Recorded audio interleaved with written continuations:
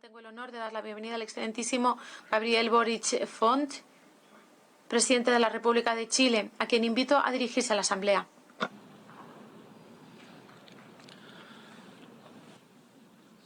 Señor presidente, estimadas y estimados representantes de los Estados miembros de las Naciones Unidas, porque tenemos la firme convicción que la democracia es memoria y futuro. En nuestro país, hace 9 días conmemoramos los 50 años del golpe de Estado que el 11 de septiembre de 1973 fracturó brutalmente nuestra convivencia, trayendo muerte, dolor, persecución y miseria en mi patria. Las imágenes de La Moneda, el Palacio de Gobierno siendo bombardeada, la inmolación del presidente constitucional de Chile, Salvador Allende, y también la evidencia que el gobierno de Estados Unidos de la época, a cargo del presidente Nixon, habían conspirado desde un inicio para promover el fracaso del gobierno chileno, conmovieron la conciencia democrática del mundo. Mientras habían algunos países que en esa época apostaban por la desestabilización de democracias frágiles y otras más robustas, hubo también organismos multilaterales como el Sistema de Naciones Unidas, que jugaron un rol fundamental en la defensa de los derechos humanos y de la democracia, porque desde un primer momento se la jugaron por defender a los que más sufrían, a los más desvalidos, en América Latina, en Chile y en gran parte del mundo. Por ello, tenemos con Naciones Unidas, así como con varios de los países aquí presentes, una enorme deuda de infinita gratitud. Fueron miles quienes anónimamente prestaron auxilio a los perseguidos, salvaron vidas y ejercieron una solidaridad que hasta el día de hoy nos conmueve con las víctimas de la dictadura encabezada por Augusto Pinochet. Desde entonces, nuestro país ha recorrido un largo camino. Como chilenas y chilenos nos sentimos orgullosos de habernos unido para poder recuperar la democracia, restaurar la república y rehacer el camino de ampliación de derechos y de las libertades fundamentales que habían conquistado los fundadores de nuestra patria. Chile es un país que ama y fomenta la paz, y desde esa identidad que nos caracteriza es que vengo a hablarles. A 50 años de esta tragedia que les describo, asumimos nuestros dolores y los hemos ido enfrentando con iniciativas como la Comisión Rettig, la Comisión Valeg o hoy día el Plan Nacional de Búsqueda. Pero consecutivamente Chile es un país que progresa porque hemos sacado lecciones de nuestro pasado. Estamos reviviendo nuestro pasado para poder construir un mejor futuro. Y desde ese aprendizaje nos proyectamos a los desafíos que nos plantea el presente. Y yo diría que el principal, y con el cual estamos mayoritariamente de acuerdo, y lo he escuchado en los discursos que nos han antecedido, es que los problemas de la democracia siempre deben resolverse con más democracia y nunca con menos. Y que un golpe de Estado jamás es inevitable. La democracia siempre ofrece alternativas. Aprendimos también que los derechos humanos son una base ética irrenunciable en la acción política y que los derechos humanos no tienen un color político y deben ser promovidos y defendidos en todo tiempo y en todo lugar. Y su condena debe ser clara sin importar cuál sea el color del gobierno que los vulnere. Este es un principio que hemos sostenido y seguiremos sosteniendo, en especial como miembros del Consejo de Derechos Humanos de Naciones Unidas. Aprendimos a través de nuestra historia también que la democracia es frágil, que no está garantizada para siempre y que por lo tanto debemos cuidarla. Que la violencia no es aceptable como forma de acción política en democracia y que debe siempre prevalecer el diálogo entre quienes piensan distinto, lo que también aplica a las relaciones entre los países. Por eso quiero reafirmar la vocación profunda de Chile por el multilateralismo y los mecanismos pacíficos de solución de controversias. Aprendimos también, y esto creo que es importante destacarlo en tiempos de polarización, que cuando logramos unirnos en pos de objetivos comunes podemos avanzar de manera plural por el beneficio de nuestros pueblos. Porque es cierto, y quien quiera que siga el debate en nuestro país podrá ver que en Chile persisten grandes diferencias, pero también hay grandes consensos. Y es así como en conjunto, con los 4 expresidentes y presidenta vivos actualmente, y mi persona firmamos un compromiso de cara al futuro por la democracia y los derechos humanos. E invitamos a otros líderes de Estado también a adherirlo. Y también, incluso en los momentos de más algidez política, somos capaces, oficialismo y oposición, de juntarnos para buscar caminos que nos permitan salir de los entrampamientos y poner a nuestro pueblo por delante de nuestras legítimas diferencias. Y es así como en conjunto, insisto, en conjunto, oficialismo y oposición, vamos armando camino para poder atender a las demandas de nuestro pueblo.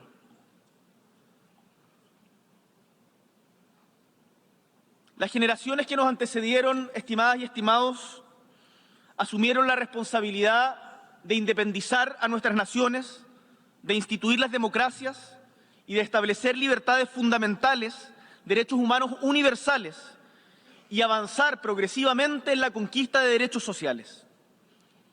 A mi generación, la que aún no había nacido para el golpe de Estado de 1973, nos toca la no menos difícil tarea de consolidar y defender muchos de esos legados, al mismo tiempo que enfrentamos con optimismo las nuevas amenazas y desafíos.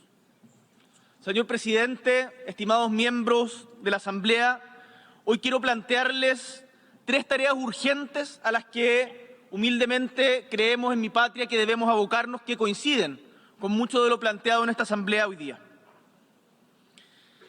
Es tarea urgente y número 1, cuidar la democracia.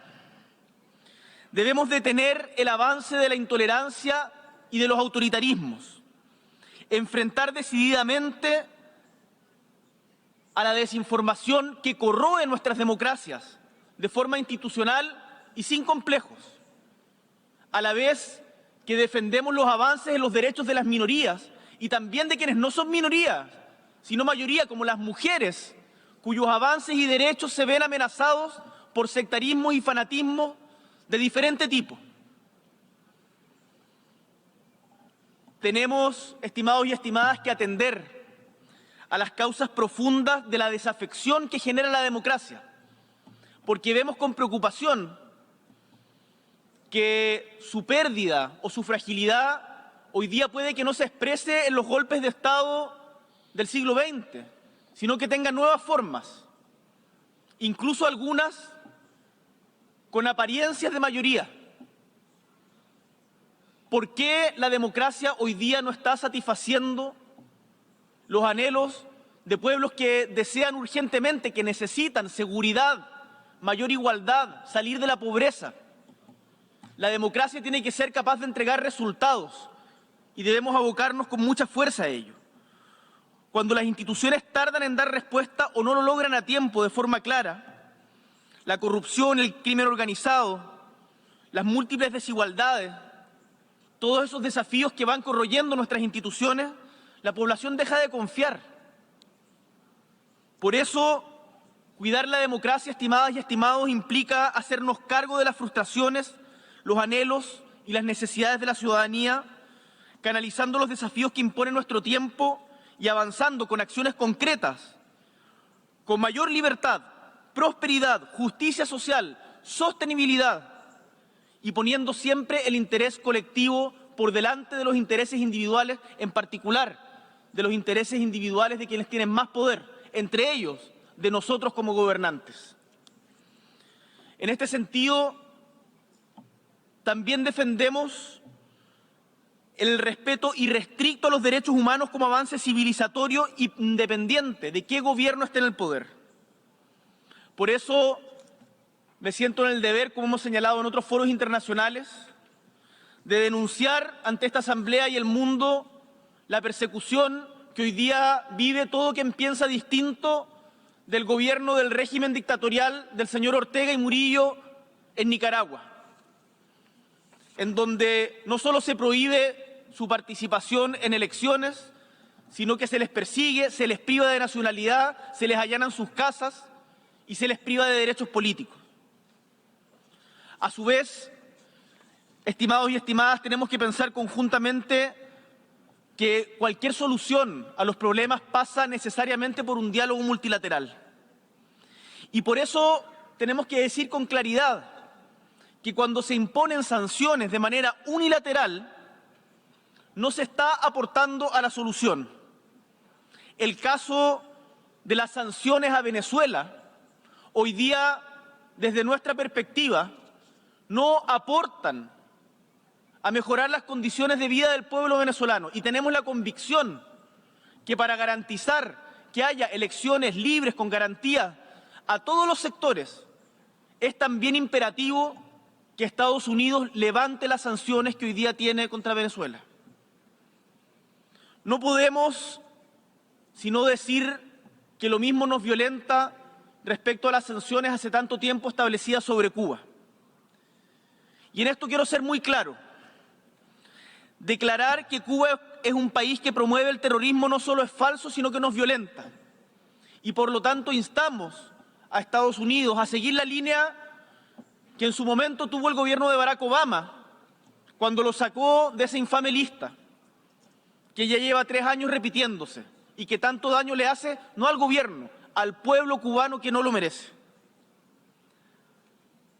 También nos sentimos en el deber de alzar la voz ante 2 conflictos que desgarran desde diferentes épocas a nuestra humanidad. Se preguntarán algunos legítimamente, ¿por qué desde Chile hablamos de conflictos en tan lejanos países? Porque nos duele la humanidad entera y porque no podemos callar cuando vemos, por ejemplo, la ilegal ocupación y la negación de la posibilidad de un gobierno palestino. El muro que se ha instalado que divide a sus propios ciudadanos. Y reconociendo el derecho de existir de los 2 estados, Israel y Palestina, exigimos desde esta tribuna también el respeto al derecho internacional. Y en un conflicto más reciente, pero en donde también vemos las ambigüedades que se suscitan cuando esto pasa geopolíticamente, no podemos sino condenar de manera clara y explícita la ilegal invasión de Rusia a Ucrania. Y en este punto tenemos la convicción que no se puede culpar de un conflicto de estas características o responsabilizar de la misma manera al pueblo invasor que al pueblo invadido, o más bien al gobierno invasor que al pueblo invadido. Y que por lo tanto la paz pasa por la garantía del respeto a la integridad territorial de las naciones. Y lo decimos desde un país chico o mediano, como es nuestra patria, en el sur del mundo, en Chile, porque sabemos que países como el nuestro solo tienen al derecho internacional para defenderse de eventuales futuras agresiones. Hoy día es Ucrania, mañana podría ser cualquiera de nosotros. Y ante eso no podemos cerrar los ojos. Y no podemos permitirnos tampoco ser ambiguos en la condena a lo que desde nuestra perspectiva es una guerra de agresión ilegal.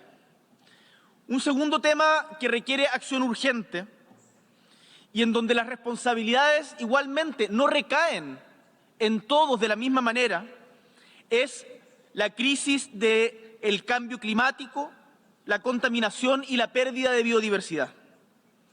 En esto los diagnósticos son ampliamente conocidos, prácticamente todos los mandatarios han hablado al respecto.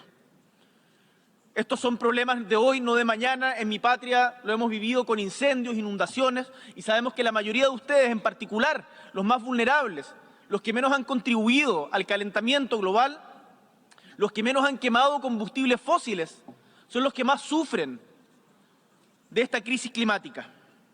Por eso hacemos un llamado, tal como lo hiciéramos hoy día en la mañana en el alto panel para discutir este tema, a actuar rápido, a acelerar la transición energética, a modificar nuestros patrones de consumo y establecer nuevas reglas e instituciones que nos permitan corresponder a estas exigencias.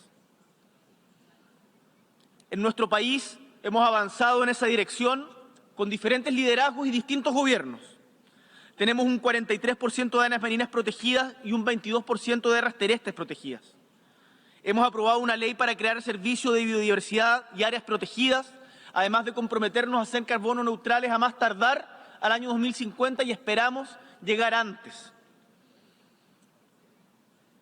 Sin embargo, el cambio climático nos ha enfrentado a amenazas que son cada vez más frecuentes y complejas. Hoy sufrimos una severa sequía que, pese a las lluvias de este año, que a su vez trajeron consigo inundaciones en una tierra que había perdido la costumbre de recibir el agua que le da vida, y de incendios forestales, estamos experimentando, como ven, diversos fenómenos que golpean directamente a los más vulnerables. Sabemos que esto se replica en otras latitudes. Las devastadoras inundaciones ocurridas en Libia, a las que hacía referencia el secretario general, en su alocución del día de ayer. En Pakistán el año pasado, la sequía en Argentina, en Centroamérica, en el Cuerno de África, son solo algunos ejemplos que nos deben instar a actuar ya. Por eso se necesita más, y quiero hacer un llamado responsablemente a los países con mayor actividad industrial a que asuman una ética de la responsabilidad que sea no solamente más respetuosa con el medio ambiente, sino que también sea más solidaria con quienes, como por ejemplo las pequeñas islas del Pacífico o de Oceanía, están sufriendo los efectos, o de Centroamérica, del Caribe, están sufriendo los efectos más devastadores de la crisis climática, los daños y prejuicios de esta crisis que no provocamos. Desde Chile estamos promoviendo con fuerza acuerdos internacionales para la protección medioambiental y, entre otros esfuerzos, el año pasado impulsamos la Coalición de las Américas por la protección de los océanos y este año firmamos el Tratado de Conservación y Uso Sostenible de Biodiversidad Marina, BBNJ, y hoy reitero ante esta Asamblea nuestra voluntad y disposición para que Valparaíso, puerto histórico de América, perla del Pacífico, sea sede de la Secretaría de este tratado. Cuenten con nosotros para su desarrollo y para la contribución a un desarrollo más justo, sustentable y equitativo.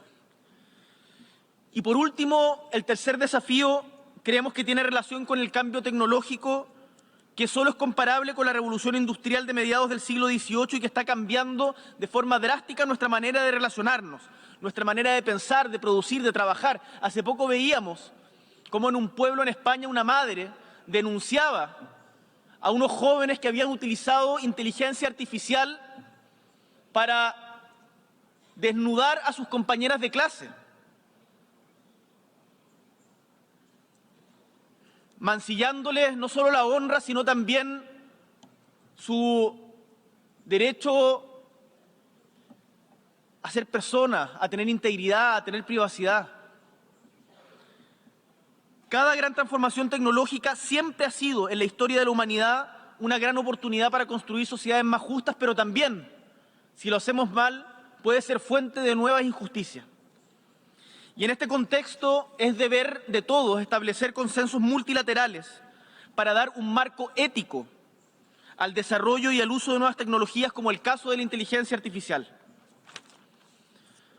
Requerimos un marco que incorpore la perspectiva de derechos humanos a la investigación e innovación tecnológica, considerando el resguardo y fomento de la libertad y la dignidad de las personas y los pueblos, así como las necesidades del desarrollo sostenible. Las sociedades tenemos que avanzar y de ello no nos cabe duda. pero tenemos que hacerlo de forma responsable. Por eso, entender y gestionar mejor las oportunidades que el porvenir nos ofrece para usarlas en nuestro beneficio antes de que se conviertan en amenaza y terminen profundizando las desigualdades existentes es un deber, que es, por ejemplo, lo que hacemos en Chile desde el Congreso del Futuro, y que no me cabe ninguna duda, ustedes también tienen iniciativas parecidas en sus países.